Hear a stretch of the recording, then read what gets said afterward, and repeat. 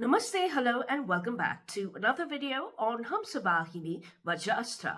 I'm Awhona, and today's video is going to be about my TBR and pile of possibilities for Middle Grade March 2024. Now, Middle Grade March is a month-long readathon which has been hosted by Krista from Books and Jam, Katie from Life Between Words, and Amanda from On the Middle Shelf. I'll leave a link to their respective announcement videos as well as all the other related videos in the description box below, as well as to the overhead cards above for all of you to cross-check. So do please join me further in this video.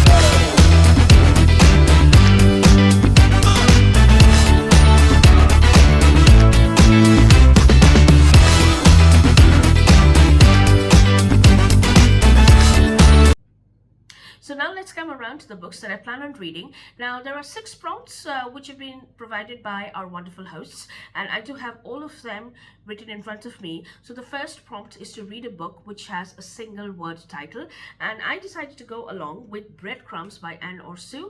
And this is a very cute story, and it's a story about growing up, and it is based around Hans Andersen's Snow Queen, or as we know, what we popularly know as Hansel and Gretel.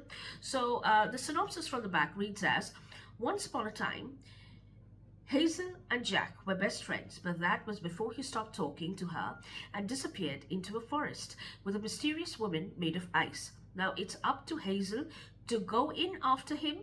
Inspired by Hans Christian Andersen's The Snow Queen, BreadCrumbs is a stunningly original fairy tale of modern-day America, a dazzling ode to the power of fantasy, and a heartbreaking meditation on how growing up is as much choice as it is something that happens to us. So I did find the plot very interesting. And the second prompt is to read a debut novel. So for this, I chose Alone by Megan E. Freeman. Now this does go along with another prompt as well, which is Animal on the Cover, but I have decided to read a separate book for that. And this is a book in verse, and it is about a girl who goes for a sleepover with 2 friends and suddenly finds herself in an abandoned area where the whole town is evacuated and she has to somehow survive. So the synopsis from the back reads as: what's the worst you could imagine? When 12-year-old Maddie's scheme for a secret sleepover with her 2 best friends goes awry, she ends up waking up a nightmare when she is utterly alone, left behind in a town that has been mysteriously evacuated and abandoned. With no one to rely on, no power, and no working phone lines or internet access, Maddie must somehow survive on her own. Her only companions are a Rottweiler named George and all the books she can read. As the months pass, she escapes natural disasters, looters, and wild animals. But the crushing loneliness she faces is a constant companion. Can Maddie's will to survive carry her through the most frightening experience of her life? So one of the most interesting plots, a story of survival. So that's going to be my next read. The third prompt is to read a refugee story or an immigration story. So I did come across another book in verse which has been written by Mariko Nagai called Under the Broken Sky, and this is about 2 girls who are growing up, and on a small farm near the border of the Soviet as well as Japan, and this is set around World War II. And her father is conscripted into the Japanese army, and he has to leave the two girls alone. They're orphaned, and then something very bad happens to the elder daughter, and somehow she has to sell her younger daughter, I'm sorry, the younger sister, to a Russian couple so as to protect her. And then the hunt for her sister years later. So it's a story about survival, and it's a really heartbreaking story. So from the back of the, or from the synopsis, it reads as 12-year-old Natsu and her family live a quiet farm life in Manchuria, near the border of the Soviet Union. But the life they have known unravels when her father is conscripted by the Japanese army, and Natsu and her little sister Asa are left orphaned and destitute.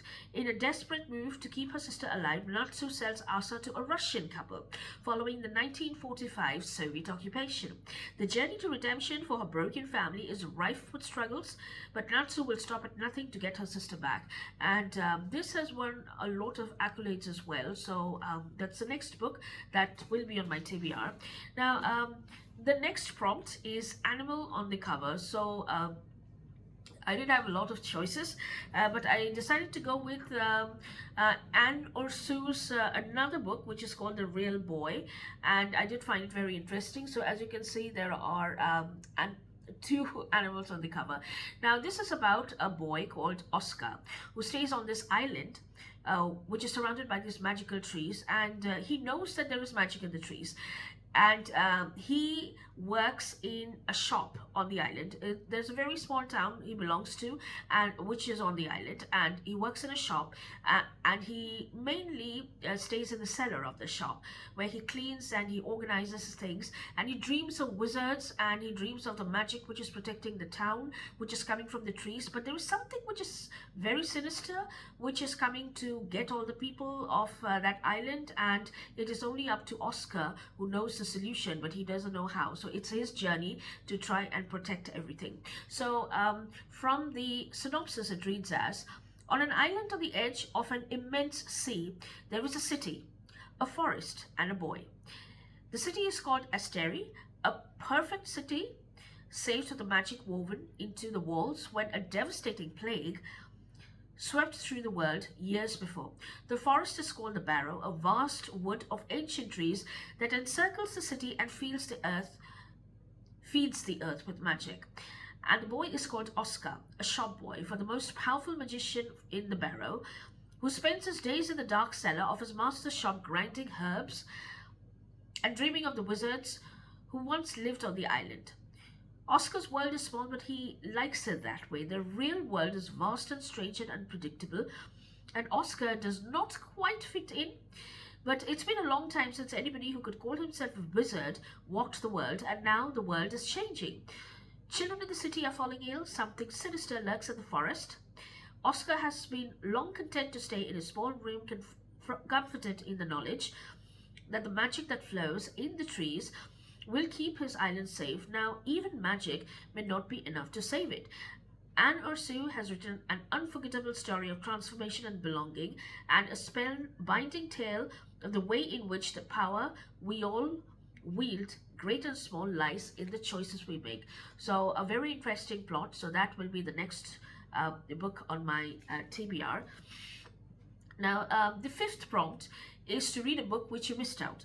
So I recently completed Readathon, and one of the books which I could not really get to was John Bledick's Lost in Ghostville, and this is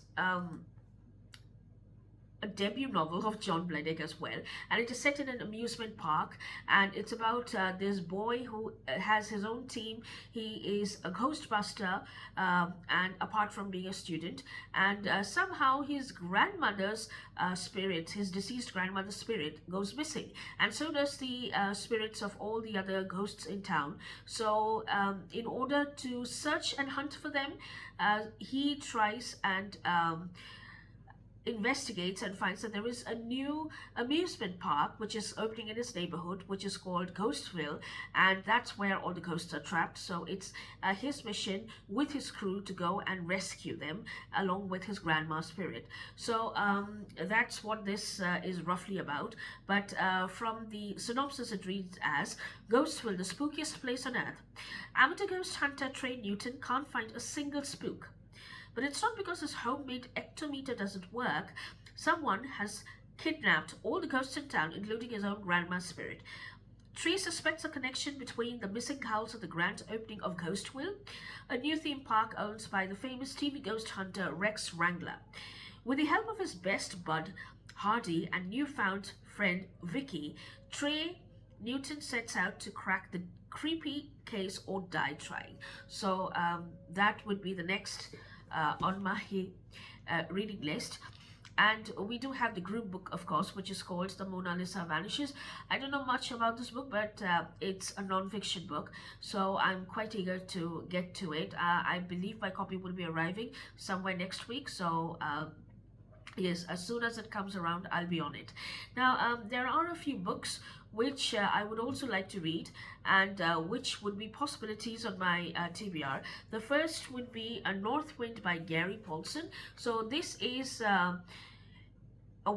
this has one word. It's got some animals on the cover. These are whales, and it's about this boy who is trying to navigate his way. He's an orphan. He's trying to navigate his way towards the north for some reason, and it's a survival story. So the synopsis reads as: the journey of a boy on the knife edge between life and death, when the raging seas meets a coastal wilderness. When a deadly plague reaches the small fish camp where he lives, an orphan named Leif is forced to take to the water in a cedar canoe. He flees northward, following a wild, forge-driven shore, thrown from one danger to the next, unsure of his destination. Yet, the deeper into his journey he paddles, the closer Leif comes to his truest self as he connects to the heartbeat of the ocean, the pulse of the sea. And this has hints of Norse mythology in it. So it's a very nice book. I've heard very good things about North Wind, so that will be a possibility on my TBR. It also goes with 2 prompts. And another book which I could not get to last year was Ahimsa by Supriya Kelkar, and this is a book about this girl whose mother has joined the freedom fight. It's set during the independence struggle days of India, and Supriya has been brought up in a specific system of the caste system in India, and she has to forego all her preconceived notions about those communities which are called the Dalit communities, or who are called as untouchables, because there is a huge rift in the society between her community and the Dalits, and it's all about love and tolerance, and the fact that they have to all focus on a single goal and approach that goal collectively, and that's what the story is about. So the synopsis from the back reads as: can one girl make a difference to the destiny of a nation? It is 1942 and 10-year-old Anjali's mother has joined India's freedom struggle. Anjali gets unwillingly involved in the turmoil. She has to give up her biases against the Dalit community, or the so-called untouchables, and sacrifices her foreign-made clothes for khaki. When her world turns upside down, will Anjali be able to overcome the internal struggles and summon the courage needed to complete the mother's social reform work? Inspired by her great-grandmother's experience working with Gandhi, Supriya Kelkar, the author, brings to life the stories of the unsung heroes of India's War of Independence. So it's a one-word title book, and it's also a debut novel for Supriya Kelkar. So it fulfills the prompt, 2 of the prompts. So that is another possibility on my TBR. And immigration prompt. I mean, there was a prompt which had the refugee story or the immigration story. So I did have another book called The Red Pencil by Andrea Davis Pinkney. Now, this has been sitting on my shelf for quite some time, and I never really got around to pick it up. Now, this is a belief set in Sudan, and there is a militant group, I'm not sure, it's called Janjaweed, and this is about this small girl who loves to read, wants to go to school, wants to draw, to express herself, but is not allowed to. So she tries to do everything on sand.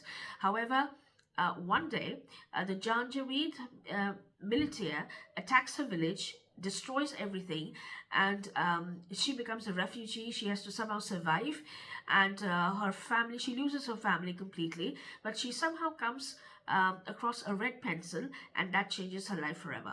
So that's what the story is roughly about. So the synopsis reads as: finally, Amira is 12. She wants to learn to read and write. To set free all the big ideas, she finds herself sketching in the sand, but girls like Amira don't go to school. Still, she can't help but hope for something more. Her dreams are pushed aside when Janjaweed militaire storms her small village, shattering the life as she knows it. As Amira starts a long journey towards a new life at a refugee camp, she feels her spirit slipping away until the gift of one red pencil opens her mind and all kinds of possibilities. So that's another book which I would really like to read. So those are the books which I plan on reading, and I do hope you enjoyed this video. Do let me know what you thought about these books, and of course I'm sure that these you have read most of the books. I would love to know your opinion on them in the description box, in the comment section below, and I will see you soon next week again with another video, probably the wrap up for Readathon, which is a readathon which is just recently finished. And with that, I would like to say have a good reading week ahead, and Namaste.